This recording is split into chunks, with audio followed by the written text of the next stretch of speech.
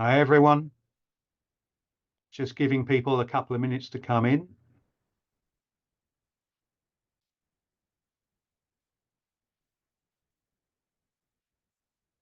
Akansha, I note that we have at least 2 tiger people and 1 leopard person in the seminar, so I've tried no, to. your first slide has a sloth bear on it, but there's a lot of cat people in the room. I'm also a cat person, so I've added I a lot know. of pictures of cats. I mean, these are sad pictures, but yeah.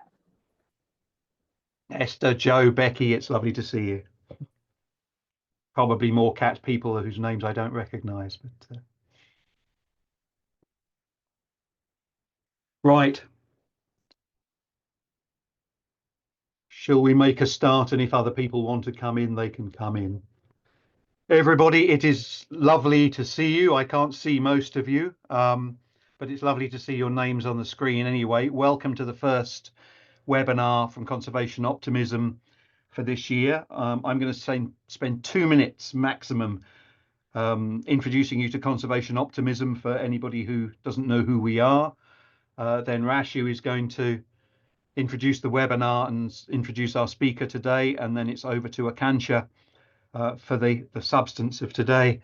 So you're very, very welcome. It is lovely to have so many people in the room. The room is filling up fast. It's lovely to see so many people. Conservation Optimism, if I can get the slides to move, was formed in 2016 because of this. This was a note we had from a senior forester in Canada recently.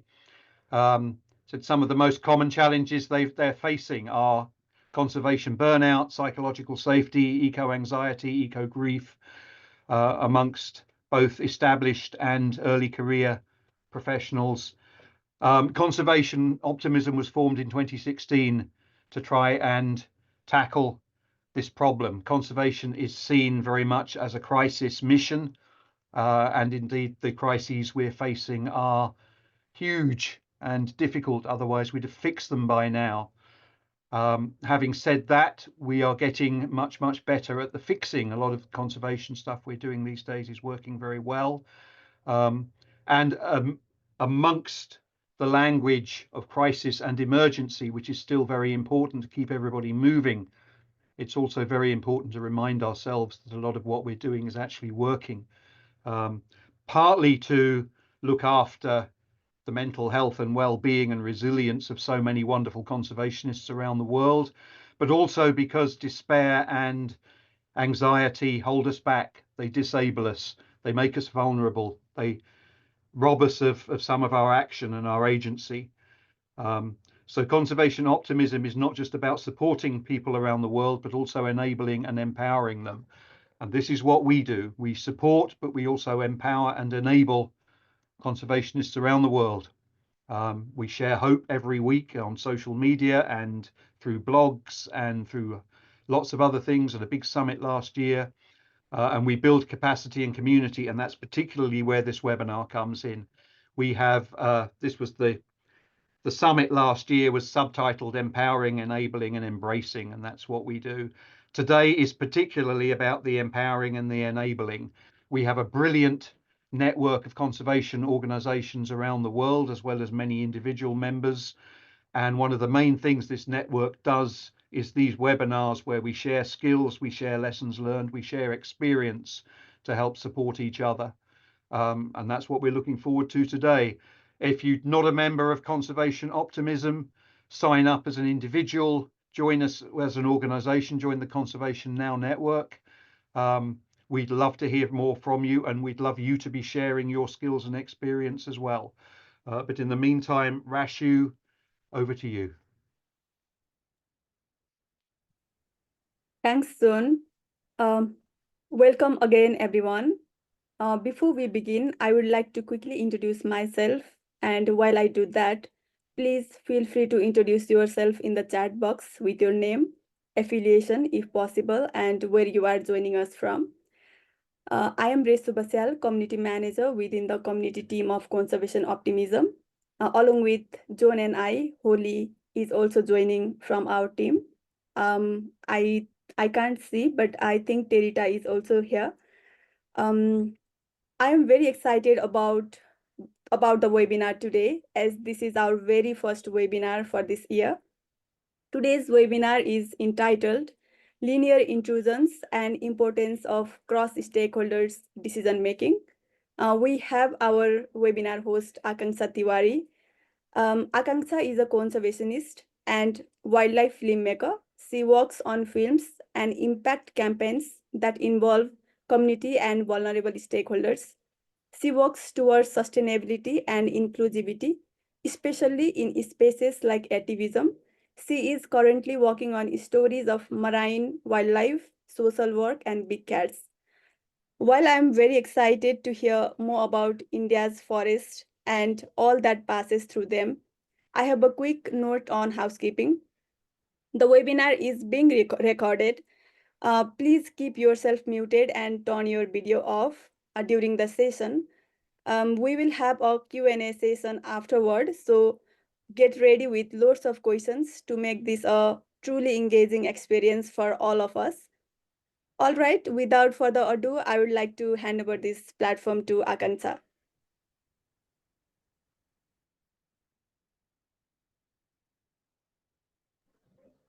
Should I screen share now? Yes. Hopefully my slide will disappear and yours will appear, Akansha.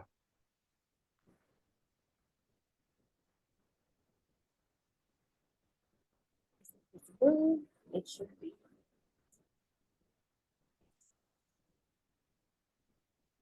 it visible?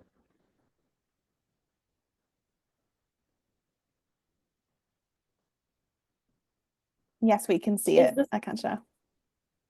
Yeah, it all looks fine. So I've made a very general presentation because I did not know what demographic to expect. So this is for someone who has probably never heard of these terms. There is a little bit of technicality, but it's very surface level in that way. But I hope that we all get an insight on what's happening in India and how the mitigation measures are and the linear intrusions over there. And there is a lot to cover. So I have just, and there's a lot of content in the presentation that did not have as much visual media.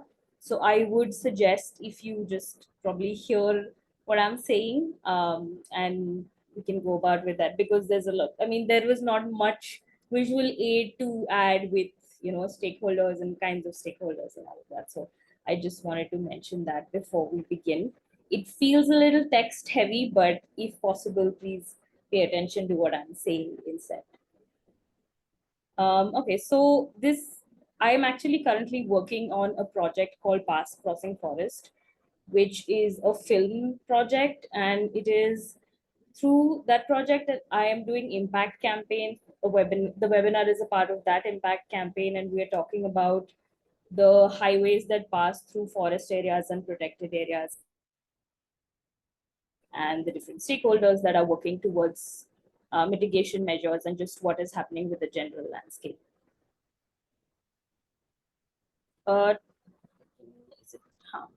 So also trigger warning, because it is linear intrusions, because it's road kills. There is a lot of graphic content in a way. There are a lot of dead animals. So if you get queasy easily, please be mindful of that. If you want, I can let you know in advance, but there is a lot of footage like that. There are some pictures like that. So just a little bit of a heads up for if anybody is affected by that. Moving on, I wanted to just briefly discuss about, I cannot see the screen at all, so I don't know who is from which geography, but I think I can turn off my video for a bit. Is it okay if I turn off my video? Because it's slowing down the data. I can just turn it on in the middle when we do questions. But I wanted to just talk about the forests and types of forests in India. And India is, and Africa, among many other places, the continent of Africa, it's not a country, but it has all of these opportunities for overlap of communities living within wild spaces and at very close contact with wild spaces, which is not as common in a lot of different parts of the world. So in forests, with forests, we have deciduous forests, evergreen forests, semi-evergreen forests. There are a lot of different varieties, and every state has a different forest department. Every union territory has a different forest department. So one organization, the MOEFCC, which is Ministry of Environment and Climate Change, Forest and Climate Change, makes the decisions for what happens across the country. And many a times what I have observed is the people who are in those places. So most of our ministries in India are based out of Delhi. It's a landlocked area.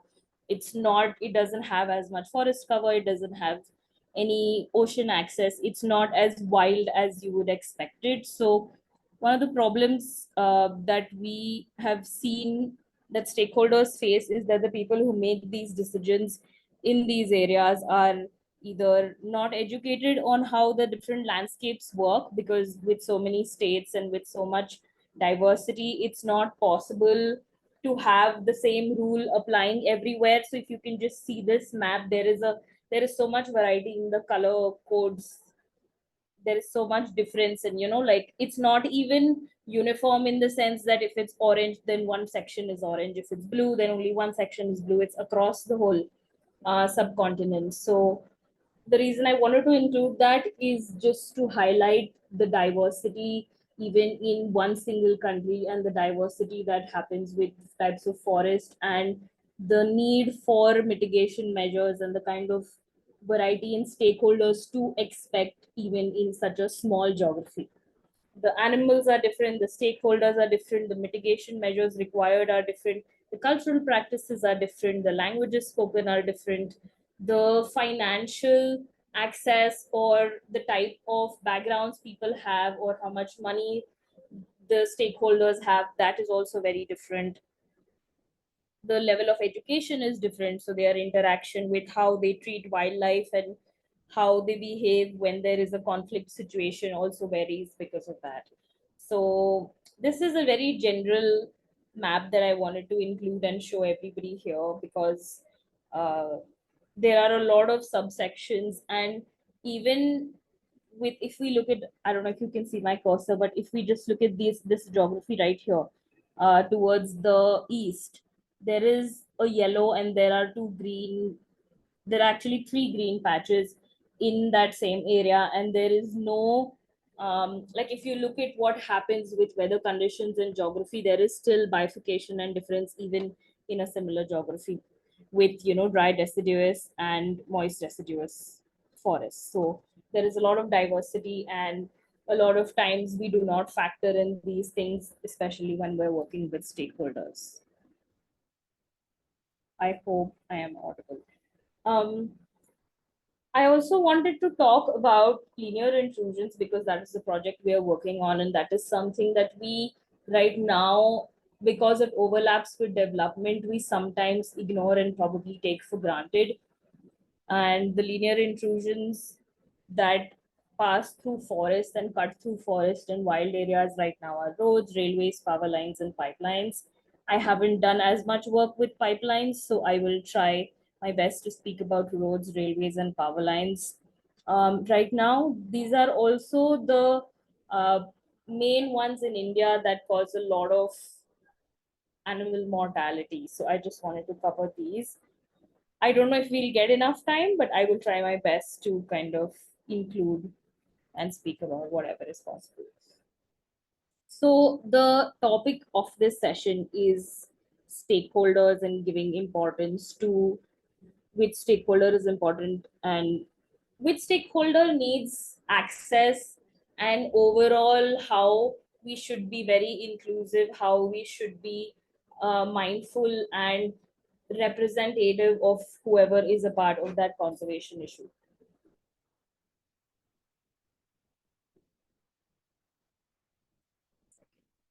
My cat's here. Yeah, sorry.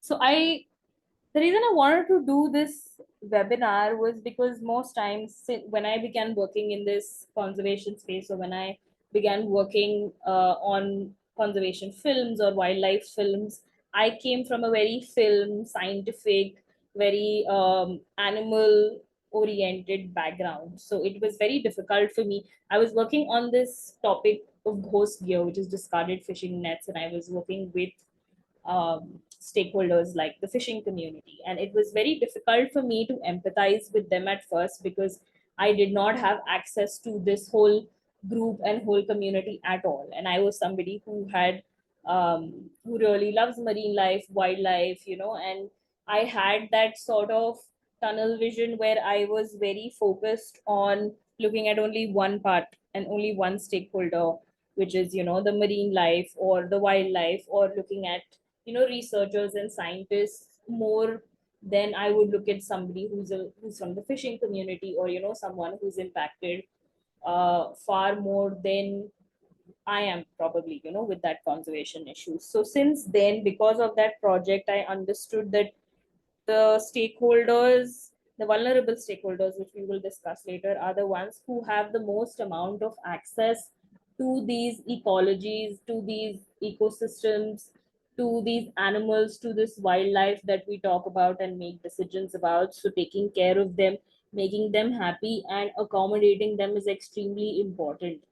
Saying that you can just ban a certain type of net, or you can just ban this road, or you can ban or remove or replace a certain stakeholder from a particular area is not generally the solution, because um, their livelihood depends on it, and we'll discuss all of that later. But it's not as easy as that, and I thought that I wanted to discuss this topic because we tend to, as people from conservation backgrounds, from science, from education, from academics, we kind of are very inclined to one side of the stakeholders because we have more access to them, because we learn more about them, because they're more vocal.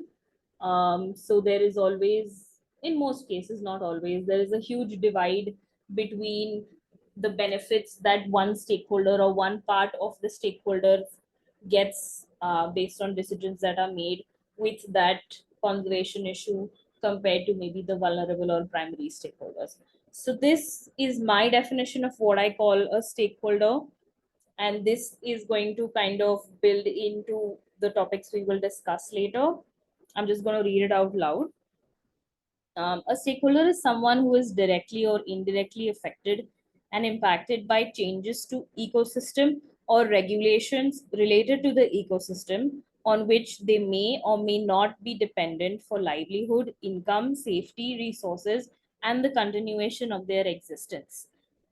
We will, I hope we understand a little bit of the nuances of what I mean by continuation of their existence, because livelihood, income, safety is very surface level, and we might know a little bit about that, but something like resources and the continuation of their existence is something that is not discussed as often, or it's not something everybody has access to and everybody understands. So I wanted to bring that perspective also in this session.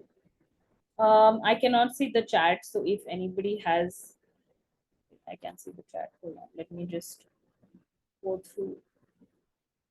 Okay, there's nothing. Yeah, so moving on. There are three different types of stakeholders. So all of this is something, these are the tools that I use personally and we use in India in the conservation space, conservation filmmaking space, and just, how we deal with stakeholders. It might not, I mean, it is more or less also fact based, and there is some method to the madness, but this is just the overall way how I go about dividing the stakeholders. So I am just sharing those tools in case they are helpful and in case they help you navigate with whatever work you are involved with. So I divide them as primary, secondary, and tertiary. The spelling, yeah, it's correct. Tertiary stakeholders. So primary would be somebody who's directly affected by it and who has the most amount, who has to face the most amount of change because of a decision that was made on a particular ecosystem or a particular regulation. For example, if there is a new rule that this particular area is going to become a core forest, or this area that was a is going to be declared as buffer, or whatever. This is, everybody is going to be relocated. The people from that village are going to be relocated. So the primary stakeholder would be the people living around that area, because their livelihood, going back to what we said here, their livelihood would change, because where they will be placed, we would not know that. It would depend upon the regulatory body and the authority who are going to relocate them. So their access to probably firewood or whatever different legal or illegal resources they get from the forest, that will get affected. Their income will get affected, because maybe if somebody has a job in a nearby office, one of the children has a job over there, that could get affected, because they will have to go and look for and get into the job cycle again, so income gets affected. Safety gets affected, because you don't know. It's kind of like how wildlife and animals and cats. I mean, if you have cats, they all have territories, and even if you keep them in a different location which is safe for them, because there are already other people using those resources. I mean, I'm mixing the cat example with humans, but if those resources are already being used, there is someone who already lives over there. So even if you relocate these stakeholders, it is going to be very difficult, because there is going to be a lot of clash for using the resources that already exist, the jobs, and it just becomes a whole thing. So that kind of affects the access to resources and safety. Continuation of their existence. India is a very heavily culturally influenced country. Culturally, its culture is usually seen, especially by people who are not from the country, as a very pompous, beneficial thing, but it is also very caste based, and there is a very strong hierarchy that exists in India. So if somebody moves from a particular area to another area, because um, I was reading the chat. So if somebody moves from one area to another area, and if, just as an example, they're two different tribes and they are from different caste hierarchies, it's going to affect their existence, because they could have communal clashes.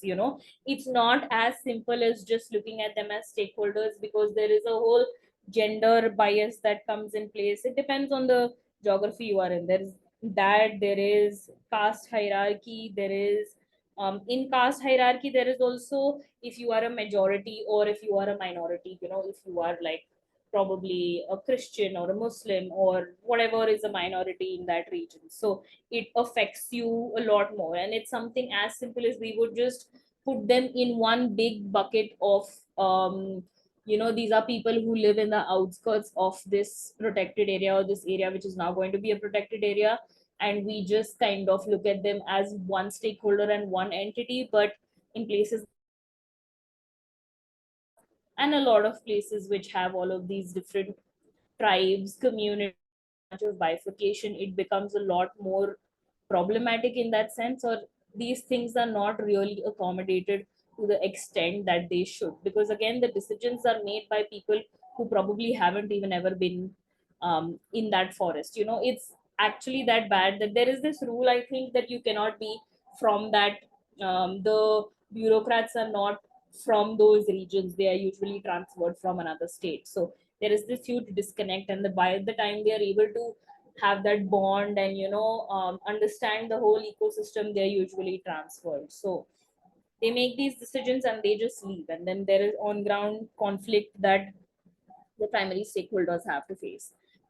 Secondary stakeholder is somebody who's not directly affected by these changes. It could be probably, I mean, in this case again, it's it's an overlapping area. Most of the primary, secondary stakeholders or secondary, tertiary can overlap a little bit, but maybe the forest department, could be a secondary stakeholder in this, because they are not directly affected. I mean, I think they would be directly affected also, but maybe the higher ups in the department, somebody who's not directly affected by it could be somebody from the tourism departments, the people who have these homestays, etc. So a secondary stakeholder is someone who's not directly affected by the changes in the regulations and ecosystem, but will be largely impacted by it. So if this was somebody who has a homestay or has these Airbnbs or something like that in that region, and now it's declared as a core area, or they've decided that this is going to be a protected area now, they are not directly affected by it, but they are going to be impacted by it, like because they have a business dependency on that. I mean, they can just move to the other location if they have the financial resources. It's not going to be as difficult for them or as problematic for them as the primary stakeholders, but it is still going to impact them to some extent. A tertiary stakeholder would be someone who's not immediately impacted by these changes. They can be affected in the future, or they have the minimum amount of damage. These are just general definitions that I've written. In this context of relocation, maybe people who provide, like, cab services to these areas. Now, they might probably, so for example, if an area was 7 kilometers, 5 kilometers, and now it's 7 kilometers away. There is that distance, and you cannot, as somebody who's a cab operator or something, if you're taking tourists to that region or there is a lot of transportation, you will not have so much of extra benefit, in the sense you have to incur those losses on your own. If I'm a cab company and I'm going from point A to point B, now if this was 5 kilometers before and there is this huge protected area that is there and that it has moved away, now I have to go 7 kilometers. I cannot charge my, I'm using kilometers, I'm sorry. I don't know what the conversion would be, but I cannot charge as much of a price difference for that little distance. So I have to face the loss as somebody who is a, that sort of a business. So I am the tertiary stakeholder in this. And you are not immediately impacted by it, but then overall there will be this huge bulk that you might have to, cost that you might have to incur, because every cab ride is like 2 kilometers extra, which you have to kind of accommodate. I'm just giving very general examples so that you understand the context of it. But yeah, that is how I generally divide somebody as primary, secondary, and tertiary. It is also, tertiary could also be people, like if there is a highway that's being constructed and there are permits, and if this is somebody who has pitched for the construction of that highway, it's a construction company, and the decisions that are made of what happens to the forest and what permissions are allowed through, how much of highway has to be built, how much underpass has to be built. So those decisions will not directly affect the ecosystem, but somebody who's probably, so in India generally they take three, what is that word for it, as in they take three proposals at least for every project, tenders, for every project. And if you are someone who's not a priority, if you are like someone who is just considering, okay, this is my budget, I can get this done, and now if there is a change in decision of, okay, we were supposed to make 6 kilometers of highway, now we're supposed to make 10. So if I'm someone who has given that proposal, it affects me, but it does not affect me directly. It's going to be a little bit of indirect, but then I have to kind of accommodate that change of finances. I hope it's not too complicated, but yeah, that's how I divide the stakeholders generally. There's something called stakeholder access and privilege. So primary stakeholders, if we go back to that example, are people who would generally be from lower income groups, the ones who are in India, mostly the people who live in these wild spaces as a full-time thing, like who are based out of those locations, are people with low income groups, because they are highly dependent on those resources. And since there is a forest area, there is not as much opportunity to get high paying jobs over there, unless you are working with a resort, or unless you are, usually even in these areas, these resorts and these clubs and all of these establishments with tourism, they are not, very rarely by the locals, because they don't have that much of financial backing. Even if they do open anything, there is a lot of loan that they acquire from people who are probably not from the city, and there is this whole financial ecosystem that is created around it. So the primary stakeholders, if they are around a forest area, or if they are around, um, like a beach, they are very heavily dependent on the resources that ecosystem provides. So if with climate change and the changes that, and the rate at which we're facing and observing changes with rain, with agriculture, heat, all of these are directly affecting, because then if you are a fisherman, then the amount of fish you catch gets affected. So as a primary stakeholder, all of these changes that happen to the ecosystem and the regulations that are made directly affect you. Factors that influence this is obviously money, which I mentioned. Money would give you, so again, going back to that example, if I was someone who is living around a forest area and I have a little bit of money, and so I'm not able to open a resort, the difference between somebody being a primary and a secondary stakeholder would be the amount of financial backing they are able to get for themselves, and how much they are able to make a business out of it. If we look at this example, there is also favoritism. If there is someone who has a little bit of favoritism towards, as a stakeholder, towards their the regulatory authorities, then obviously they would get a lot more access. Going back to the community example, if there are two communities and cultural identities in that particular region, I mean, it's not as common, but sometimes it depends. It is a very individualistic thing that does not speak overall about how things are in India, but sometimes there is a lot of caste favoritism that happens, and if permits have to be given for a particular area, or relocation, or being homed in whatever region, if there is some sort of deforestation that has happened, mangrove destruction, or some construction has to be done, then they would sometimes choose people from stakeholders and communities which align with their values and which align with their political lineage, political leanings, or identities a lot more, compared to maybe something they don't align with. If it's someone closer to their age group, if it's someone who they're going to benefit from, if it's someone who's going to vote them a lot more in the next election, then there are high chances that this stakeholder would get a little bit of favoritism. Education, again, primary stakeholders are generally not as educated. It depends on who is your primary stakeholder. This is a very generalized thing, but most cases, if we are looking at forest conservation, forest, again, it depends on the conservation issue itself. If we are looking at public policy, and if we start from the other end, or if we are looking at, there is of course a huge divide between how these different communities, caste identities, genders, gender queer identities play a role in what happens, but there is still a lot of influence of what conservation issue you are addressing and who your primary stakeholder is. Education here gives them, also let me know what's happening with the time because I can't see anything.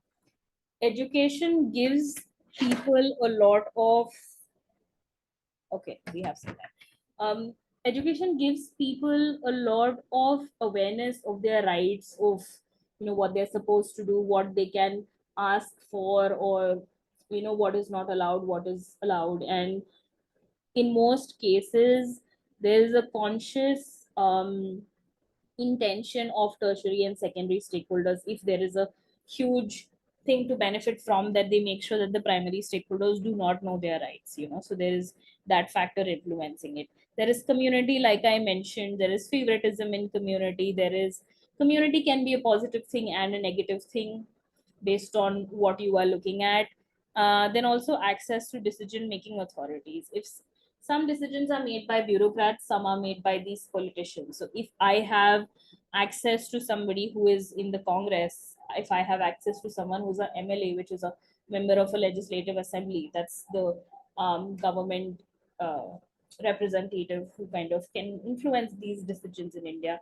There's the Lok Sabha, there's the Rajya Sabha. So if I know someone, or if somebody from the primary stakeholders or from the secondary stakeholders, either there is that sort of, it kind of ties into favoritism. If I have access to somebody who makes those decisions, of course I will be favored because my voice will be heard a lot more in comparison. Impact of ignoring vulnerable stakeholders.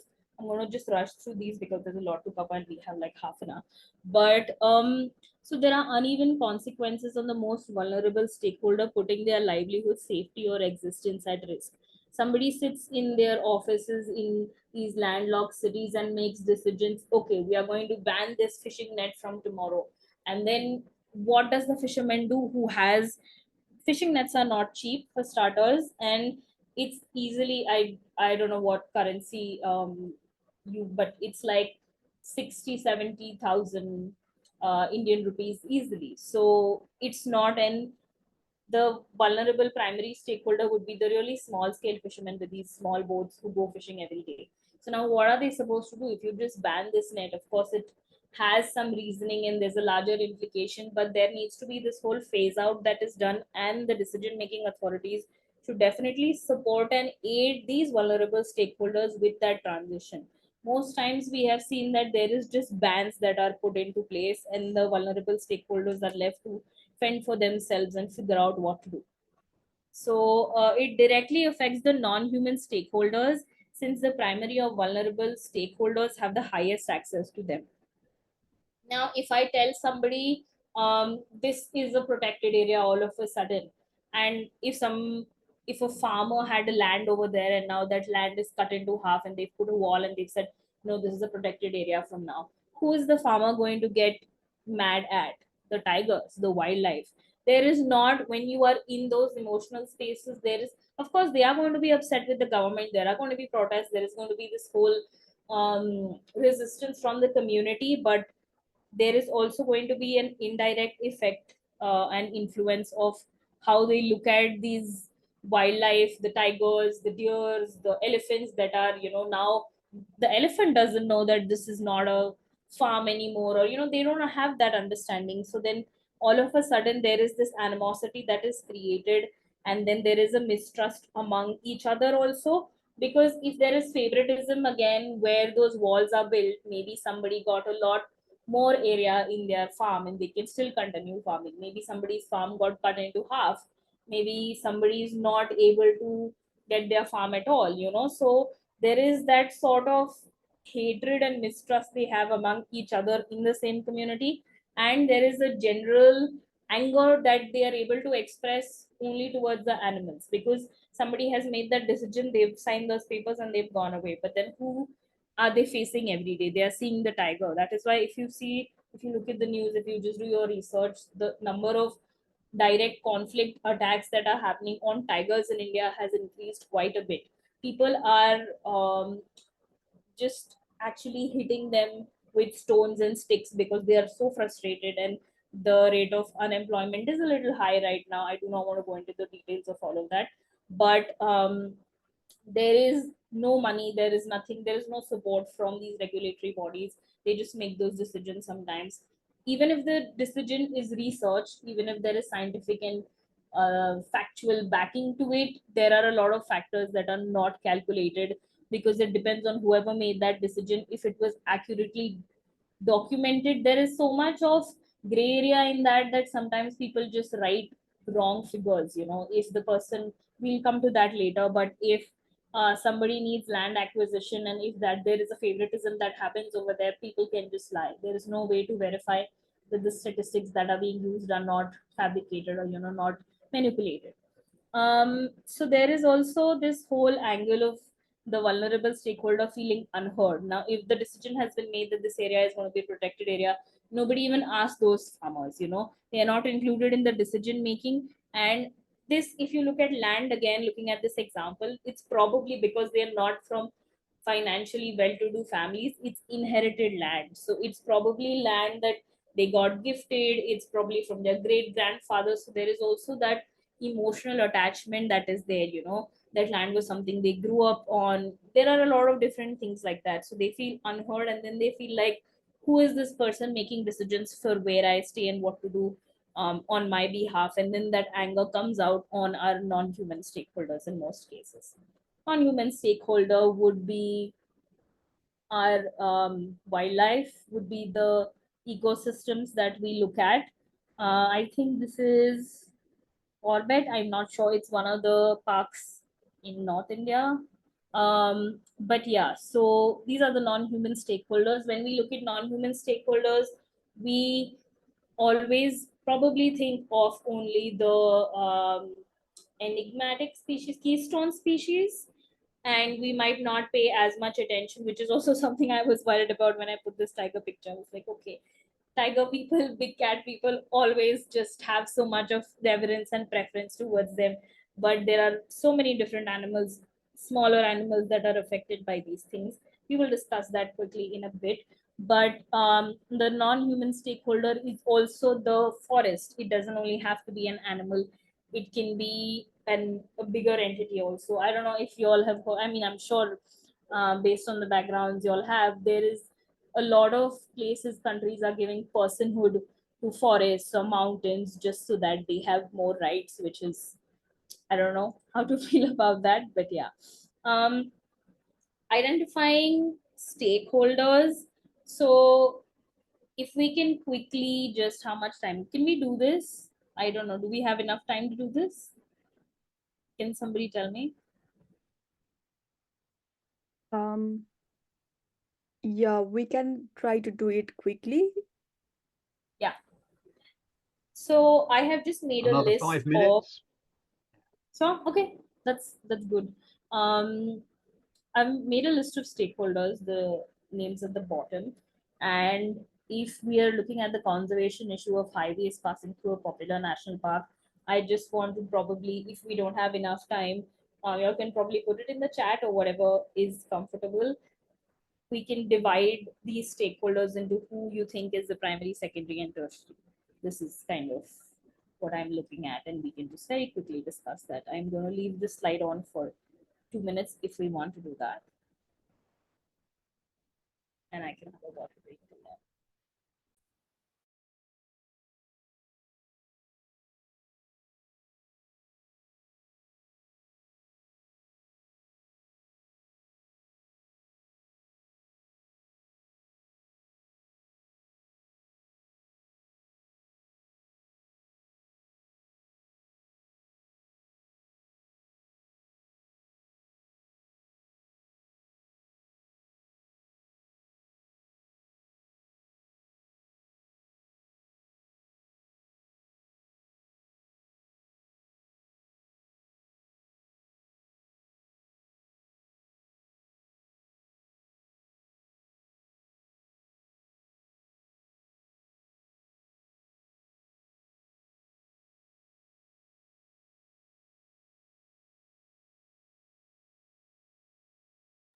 It's actually forest departments. It's like the administrative bodies.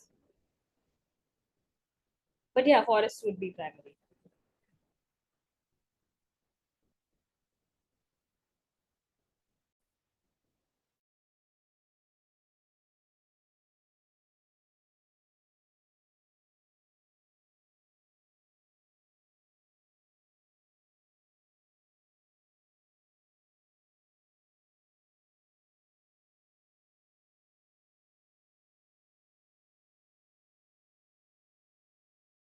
Yeah, okay, we'll just take maybe another minute and then I can move on.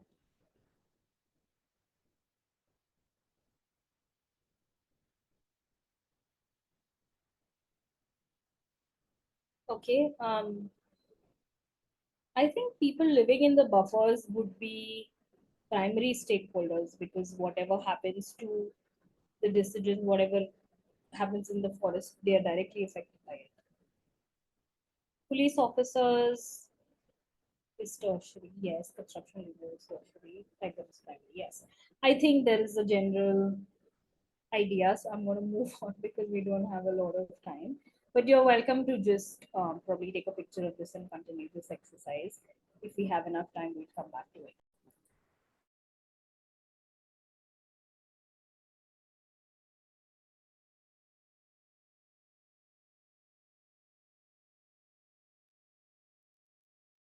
Akansha, you're on mute at the moment. I don't know if you know that. Oh, we can't hear you. There was a video here, but we'll probably move on to the remaining slides and then get back to it if we have time. I wanted to talk about how the road network in India is, or in most places is, there is the forest cover is usually east west and the road network is north south. So there is this whole conflict with that in the first place, and that creates a lot of problems for the wildlife and those who have to access the corridors. If you can look at this map, and just the general amount of clutter that you can see on the right side. So I just wanted to highlight how there is that very evident difference of east west versus north south. That is why I just have this slide. I'm just going to quickly run through stuff. um, Leopards are okay. What has opened? Something else opened. Leopards are one of the big cats which have the highest mortality with road kills in India. And when I was making this film called Past Crossing Forest, I was very surprised to know there is at least 80 leopards based on the last time they documented it that die because of wildlife roadkills.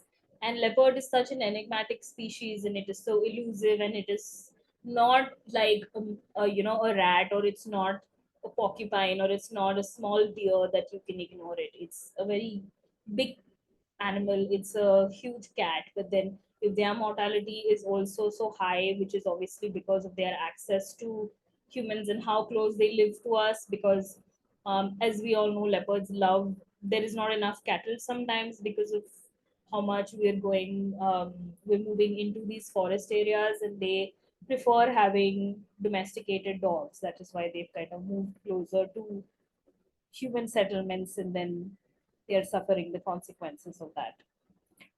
These are just some statistics of how approvals and everything has happened. I mean, nothing that you can just quickly take a look if you want to at the images. So if you can see the second last point, in the last 7 years, more than 12,000 hectares of forest lands have been approved for clearance for the construction of roads. So you can imagine how bad it is. And with the change in governments, with the favoritism that comes with it, there is a lot of influence of how fast. Sorry, I forgot to give you a trigger warning for this, but according to statistics, there are at least 120 animal deaths every single day in India, which is documented, which is still an older statistic. I don't know, it must be different now, because of wildlife roadkills. Because a direct impact of this would be something, two things come up for me when I look at wildlife roadkills. One is the barrier effect, which is the phenomenon. I don't know if we already know that, but there will be a point till which the animals will cross and then keep dying and keep dying. But then so many have died that, or the traffic has increased so much, or it has become so complicated that after a point they cannot cross that landscape or that highway anymore. So they are stuck in those pockets, which causes a lot of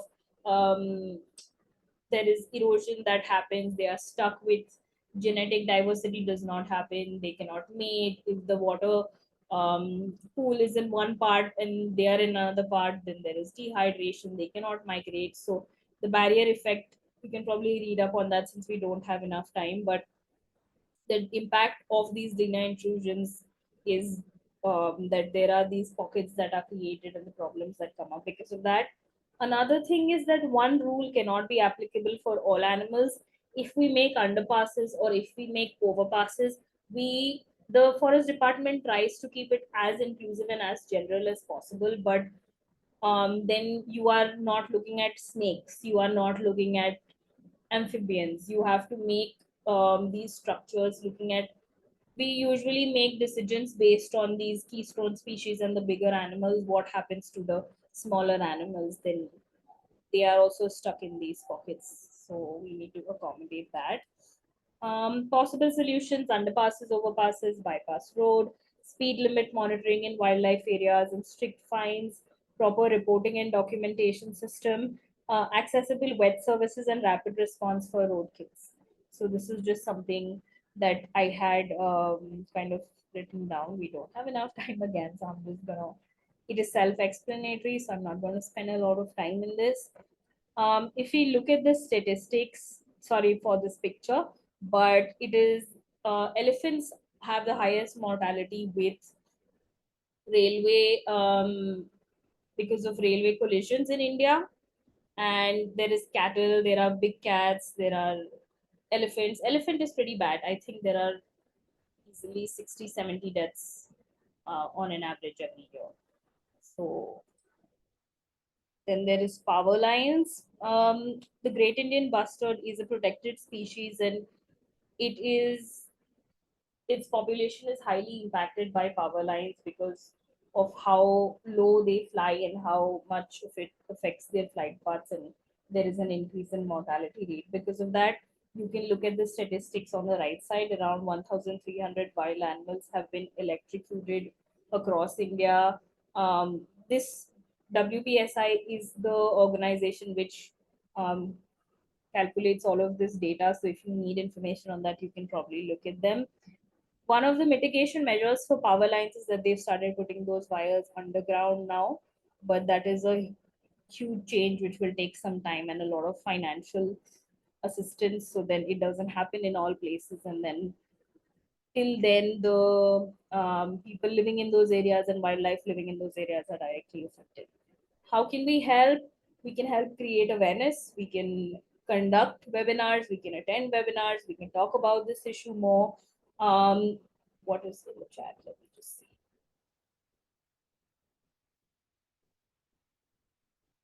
Okay. We can sign petitions. We can ask for public policy change. The only time public policy happens or decisions are made is when there is enough push from the general public, or there is enough awareness that they can say like, okay, I know enough, you cannot fool around with whatever decisions we are making, or whatever decisions you are making, and I want this and I want that as a stakeholder.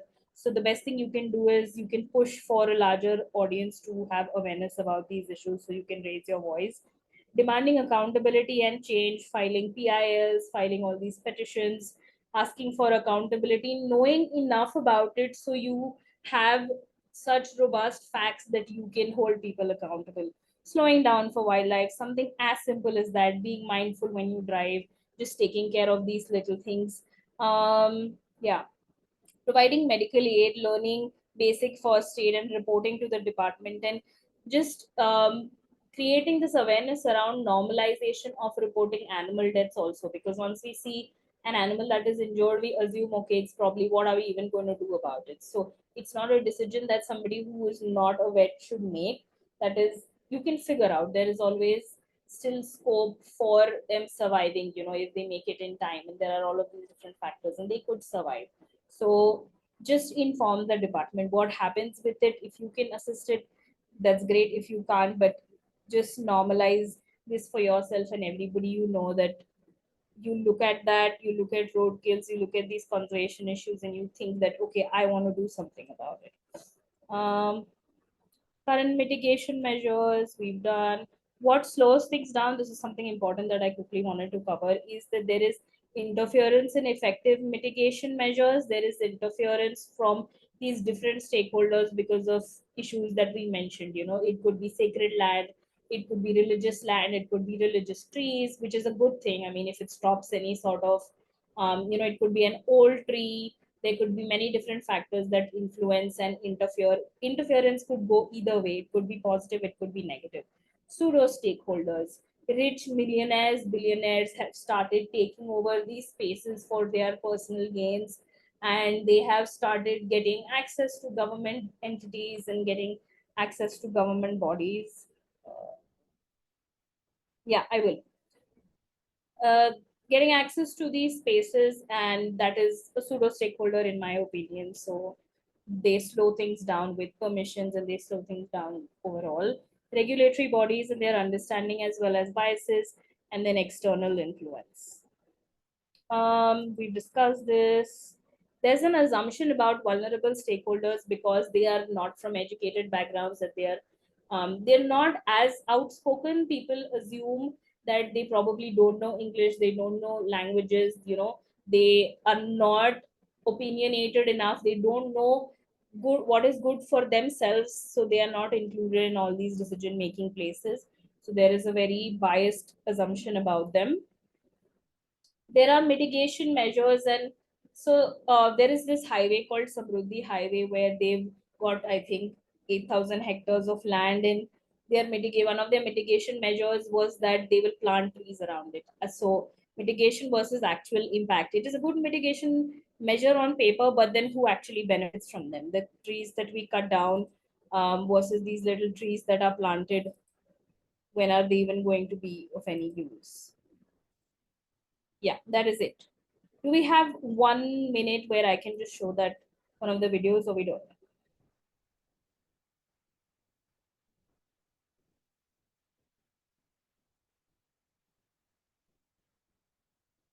I had to really rush through this. But do we have, like, can I show a video or no? Or should I take questions?